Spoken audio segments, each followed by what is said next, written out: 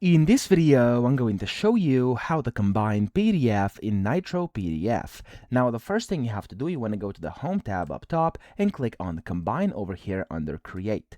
Now, when you do this, it's going to show you basically the Combining Files Together window, and you want to click on Add Files here under Files to Combine, and then you basically have to find your files. So I'm going to go to my Downloads folder over here, and I'm actually going to select two of my PDFs. It's going to be this one and this one as well. All you have to do to select multiple is just hold down your Control key and select all the ones you want to combine. Now, of course, you can do as many as you want, and then you want to click on Open, and you'll be able to see those files over here, how many pages they have, etc. And of course, you can go ahead and drag them to the left to the right to be able to kind of organize them how you want to combine these.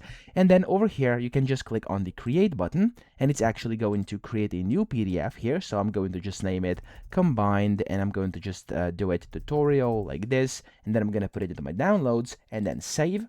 There we go, and it's going to get saved, and it's going to open right away. And as you can see here, this PDF is now combined. It's got 10 pages because the previous two had only 5 each. So that's how to do it. I hope this video helped you out. If it did, please subscribe to the channel and help me out as well.